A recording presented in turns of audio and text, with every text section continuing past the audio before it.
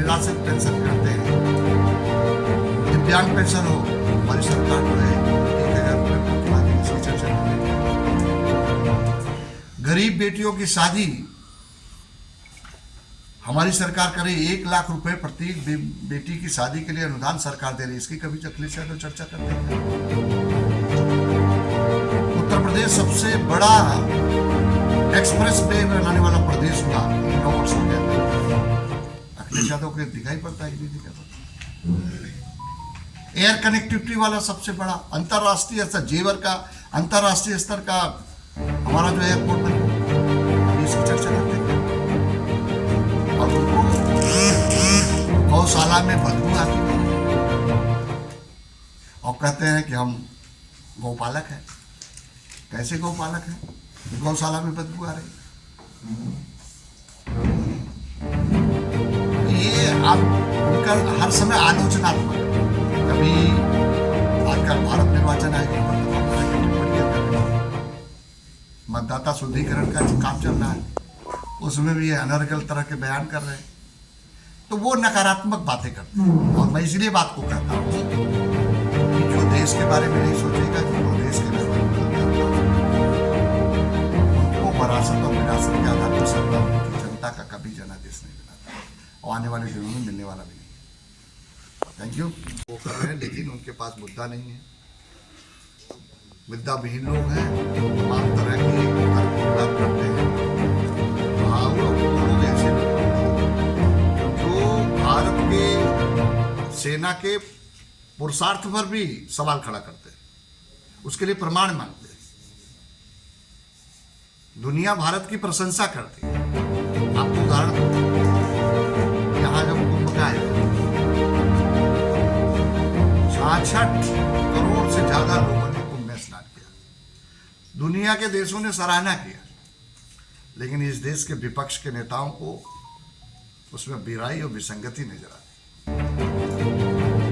ये हर समय नकारात्मक बात है, कभी भी सकारात्मक बात है। प्रमाण मांगेंगे, आप चाहे हेयर स्टाइल की बात कर लो, सर्जिकल स्टाइल की बात कर लो, ऑपरेशन सिंदूर की बात कर लो, हर समय प्रमाण मांगते हैं। इसका मतलब नहीं समझते कि ये देश के हित में नहीं चलते, वो अखबार में, सुर्खियों में, चर्चा में बना रहना चाहते हैं, इसलिए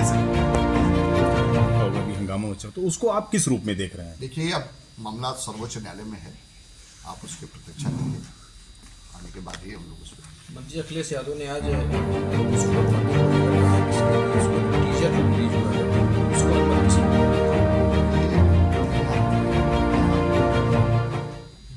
अखिलेश ने देश में किसी अच्छाई की बात कभी कही क्या?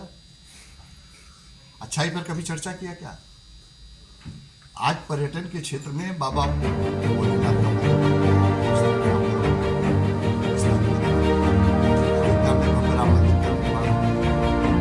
माँ विंध्यवासिनी धाम कॉरिडोर बन गया, शाकंभरी देवी का मंदिर का हो गया, कभी इसकी चर्चा करते क्या? हर किसान को किसान सम्मान निधि मिल रही, कुछ चर्चा करते क्या? उत्तर प्रदेश की सरकार ने 9 करोड़ लोगों को रोजगार दे दिया। तो उनकी सरकार जब थी कितने लोगों को रोजगार दिया, हमारी सरकार थी कितने लोगों को रोजगार दिया? कंपैरिजन करने जरा तो समझ में आ जाएगा। आज हमारी सरकार वृद्धा पेंशन हो, भारत सरकार माननीय प्रधानमंत्री मोदी जी के नेतृत्व में हमारी वित्त मंत्री निर्मला सीतारमण जी ने जो देश का बजट प्रस्तुत किया है, उसका जो आकार 53.5 लाख पिछले बजट से लगभग 8% ज्यादा है। इस वजह ये जो बजट प्रस्तुत है, माननीय प्रधानमंत्री जी का जो विजन है, जो संकल्प है, 2047 तक भारत को विकसित भारत, आत्मनिर्भर भारत बनाने का जो संकल्प है, उस संकल्प को मजबूती प्रदान करेगा, आगे बढ़ाएगा।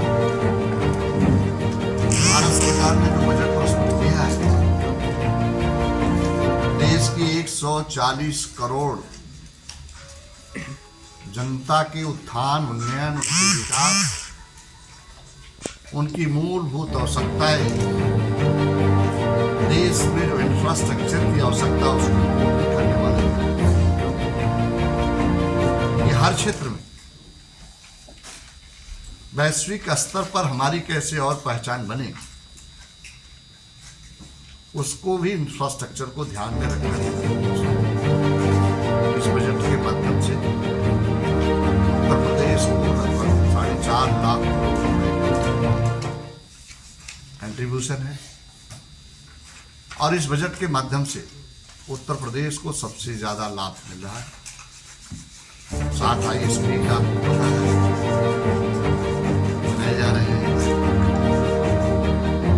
और उसके साथ साथ जो गर्ल्स हॉस्टल बनाए जा रहे हैं। पर्यटन के क्षेत्र में भी, रोजगार के क्षेत्र में भी, हर क्षेत्र में इस बजट के माध्यम से देश के विपक्ष ने इस बजट को निराशाजनक बताया है। यहाँ तक कि समाजवादी पार्टी के राष्ट्रीय अध्यक्ष अखिलेश यादव ने भी। देखिए, विपक्ष मुद्दा विहीन लोग हैं, उनके पास कोई मुद्दा नहीं है, कोई चर्चा नहीं करना चाहते हैं। लोकसभा में आप देख रहे हैं हमारे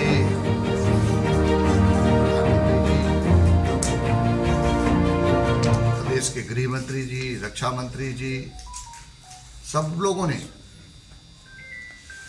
बजट पर चर्चा करने के लिए अन्य चीजों पर